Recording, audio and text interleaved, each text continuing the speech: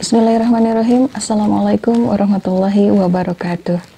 Allahumma sholli ala Sayyidina Muhammad wa ala ali Sayyidina Muhammad. Segala puji hanya milik Allah, Tuhan semesta alam, yang sudah memberikan kita nikmat lahir dan nikmat batin, dan diberi kesehatan sampai dengan hari ini. Tidak lupa salawat serta salam kita curah limpahkan kepada Nabi kita Muhammad Sallallahu Alaihi Wasallam. Pada kesempatan kali ini Ibu akan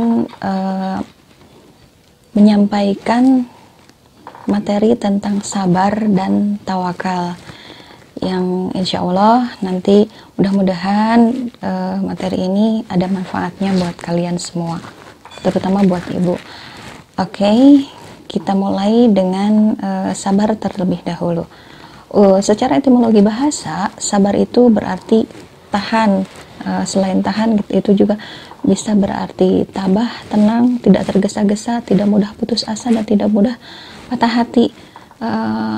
Semua hal tersebut tentunya dalam hal menghadapi segala cobaan dan godaan yang sedang berlangsung. Seperti hari ini yang sedang kita alami, kita sama-sama diuji oleh Allah dengan adanya wabah yang sama-sama stay at home gitu. Kemudian segala rupanya kita kerjakan di rumah tanpa keluar, tanpa sekolah gitu ya, tanpa jalan-jalan. Dan itu adalah nikmat yang harus kita syukuri sampai dengan hari ini. Alhamdulillah kita masih bisa diberi umur, diberi kesehatan, tidak apa-apa, tidak seperti orang-orang lain yang ada di luar sana yang mendapatkan cobaan yang lebih dari kita. Orang yang bersabar itu mencerminkan dari kekuatan imannya. Semakin sabar orang itu berarti semakin tinggi tingkat keimanannya. Kedudukan sabar di dalam iman itu seperti kepala di dalam tubuh kita.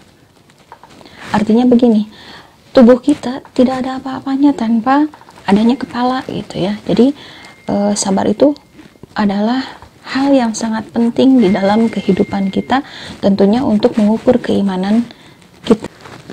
Allah berfirman dalam surat Al-Baqarah ayat 153 yang artinya, hai orang-orang yang beriman, jadikanlah sabar dan salat sebagai penolongmu. Sesungguhnya Allah beserta orang-orang yang sabar. Sebagai orang yang beriman, tentulah kita harus bisa menahan diri, kemudian bisa berlapang hati, tidak perlu berwas-was yang berlebihan dalam menghadapi suatu cobaan ataupun musibah yang terjadi. Seperti yang kita rasakan sekarang, kita tidak bisa kemana-mana, dan kita kalau misalnya akan keluar pun kita harus memakai masker, kemudian cuci tangan dengan sering gitu, yang biasanya kan tidak selalu kita lakukan gitu. Nah sekarang karena mungkin dengan kekhawatiran semua orang juga sama mengalami, jadi kebanyakan dari kita mengalami rasa was-was. Nah untuk itu tidak boleh untuk merasakan was-was secara berlebihan. Nah seperti yang dinyatakan oleh Umar bin Khattab, yang artinya sebagai berikut, kami dapat merasakan kenikmatan dalam hidup ketika kami mampu bersabar. Karena keutamaan bagi orang-orang yang bersabar adalah nanti sudah disediakan oleh Allah pahala yang berlipat-lipat ganda. Nah ini sesuai dengan ayat Al-Quran yang ada dalam surat Az-Zumar ayat 10, yang artinya adalah, hai hamba-hambaku yang beriman, bertakwalah kepada Tuhanmu. Orang-orang yang berbuat baik di dunia ini memperoleh kebaikan, dan bumi Allah itu adalah luas. Sesungguhnya hanya orang-orang yang bersabarlah yang dicukupkan pahala mereka tanpa batas. Ingat ya, tanpa batas jika kita bersabar. Memang kalau bersabar itu adalah hal yang tidak mudah kita lakukan, tetapi tidak bisa dikatakan kalau itu adalah sulit untuk dilakukan ya. Jadi bersabar itu sebetulnya Allah telah menjanjikan sesuatu nanti di akhir yang tidak pernah kita tahu, bahwa dengan kesabaran akan ada kebahagiaan, dan kita harus percaya dengan itu. Meskipun terkadang kita sering mengatakan atau orang lain mengatakan sabar itu ada batasnya. Nah, itu salah. Ternyata batas itu tak berbatas, karena suatu saat kita akan mendapatkan kebahagiaan. Hal yang kedua adalah tawakal. Secara bahasa, tawakal berasal dari bahasa Arab tawakkala, yang artinya bersandar atau berserah diri. Sudah pasti kemana tujuannya, yaitu bersandarlah kepada Allah dan berserah dirilah kepada Allah. Secara istilah memang ini berarti sikap menyerahkan diri ini, kita serahkan segala urusan ini hanya kepada Allah Ta'ala. Tentunya kita berserah diri setelah kita berikhtiar dengan segala cara, dan tentunya dengan berdoa kepada Allah, dan hasilnya kita serahkan semuanya kepada Allah. Bahkan Allah juga memerintahkan kepada umatnya untuk bertawakal kepadanya, seperti yang tersurat di dalam Al-Imran ayat 159 sampai dengan 160, yang artinya, maka disebabkan rahmat dari Allah lah kamu berlaku lemah lembut terhadap mereka. Sekiranya kamu bersikap keras lagi berhati kasar, tentulah mereka menjauhkan diri dari sekelilingmu. Karena itu, maafkanlah mereka, mohonkanlah ampun bagi mereka, dan bermusyawarahlah dengan mereka dalam urusan itu. Kemudian, apabila kamu telah membulatkan tekad, maka bertawakallah kepada Allah. Sesungguhnya Allah menyukai orang-orang yang bertawakal kepadanya. Nah, jelas Allah di sini memerintahkan kepada kita untuk bertawakal, dan insya Allah akan memberikan pertolongan kepada kita. Hubungan sabar dengan tawakal. Terkadang memang Allah menyebutkan dua buah kata dalam satu ayat itu saling beriringan, seperti dalam surat Al-Ankabut ayat 65, yang artinya orang-orang yang sabar dan mereka bertawakal kepada Tuhan mereka. Jelas dalam ayat ini dua kata sabar dan tawakal itu disebutkan secara beriringan dalam satu ayat. Allah ingin menyebutkan atau menunjukkan makna dari kata tersebut. Kemudian zaman itu memang dibagi hanya menjadi tiga, atau waktu itu hanya dibagi menjadi tiga. Yang ke satu adalah waktu dimana yang waktu itu sudah berlalu, atau dalam bahasa Arabnya mazi, ya. Nah, waktu-waktu yang sudah berlalu itu bisa saja barusan, bisa saja kemarin, 10 tahun yang lalu, atau ratusan tahun yang lalu yang tidak pernah kita lalui. Dan waktu itu tidak akan bisa kembali lagi ke waktu yang sudah berlalu tersebut.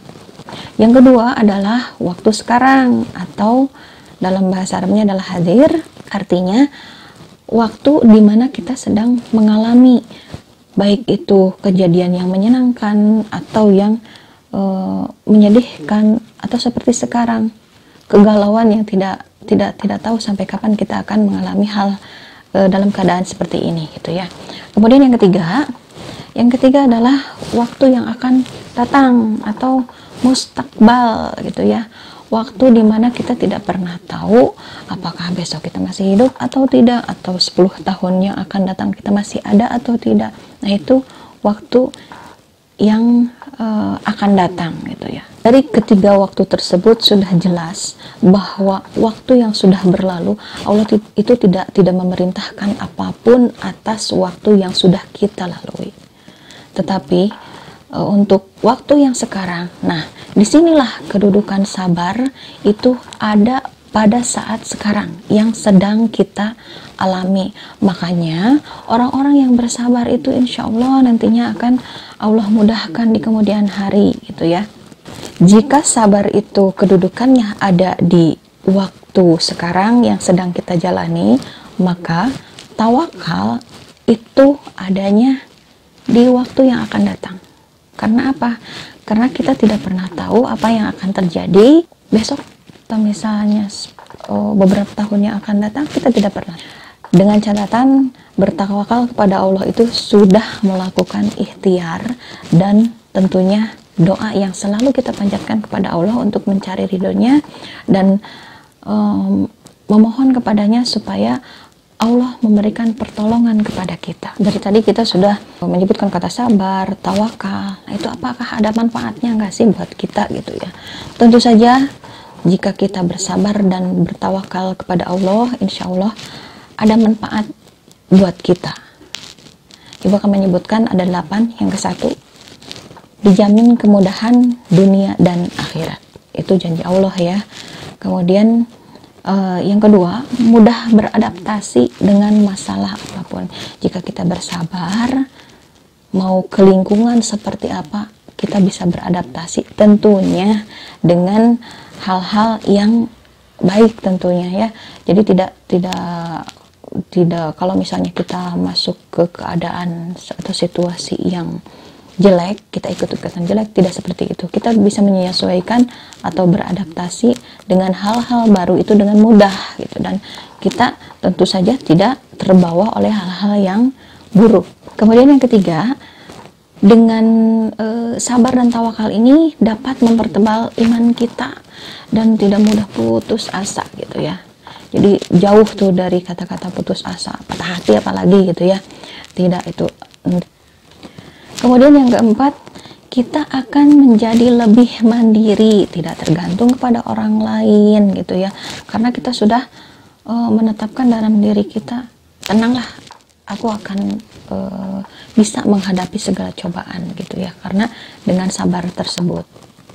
Manfaat yang kelima, Allah akan mencukupi rezeki kita. Seperti sekarang ini nih, banyak orang tua kita misalnya yang tidak bekerja karena memang harus di rumah saja. Tapi apakah kita masih bisa makan? Berarti itu rezeki yang diberikan oleh Allah. Jangan takut tidak diberikan rezeki. Rezeki itu ya memang sesuatu yang kita makan dan yang kita pakai. Selebihnya itu adalah belum tentu milik kita dan belum tentu adalah rezeki. Yang keenam, diberikan kenikmatan yang tiada hentinya dari Allah gitu ya. Jangan susah-susah lah kita mencari kenikmatan, misalnya makan yang enak-enak seperti itu. Bukan hal-hal seperti itu saja. Nah, yang paling sederhana dan itu memang tidak bisa kita ciptakan. Kita bernapas setiap saat, itu adalah kenikmatan yang luar biasa. Kalian bayangkan orang-orang yang sedang di rumah sakit sekarang, yang terkena wabah ini gitu ya. Mereka mungkin napasnya sesak gitu. Sementara kita masih bisa menghirup udara yang segar dan kita masih bisa berjemur di bawah matahari pagi, itu yang menyehatkan buat kita. Mereka belum tentu bisa, dan itu adalah kenikmatan yang luar. Yang ketujuh, kita akan dikuatkan hati dan dijauhkan dari godaan setan. Nah, dengan bersabar mungkin ya menjalannya memang susah, tetapi kalau kita berusaha tetap bersabar seperti ini, insya Allah kita akan dikuatkan hati kita dan dijauhkan dari segala godaan-godaan setan yang ada gitu ya. Dan ini manfaat yang paling kita inginkan oleh semua umat Islam, yaitu masuk surga tanpa hisab. Allah menjanjikan itu jika kita bersabar dan bertawakal. Baik, untuk materi kita hari ini tentang sabar dan tawakal, Ibu cukupkan sekian. Untuk kesimpulannya adalah, ini ada quotes, sabar itu adalah ketika hati tidak meratap dan mulut tidak mengeluh. Dan untuk tawakal adalah berserah diri hanya kepadanya, tentunya dengan diiringi dengan ikhtiar dan doa. Sekian dari Ibu, mudah-mudahan ada manfaatnya buat kita semua. Mohon maaf bila ada perkataan yang salah. Yang benar datangnya dari Allah dan yang salah adalah datangnya dari diri Ibu sendiri. Akhirul kalam, assalamualaikum warahmatullahi wabarakatuh.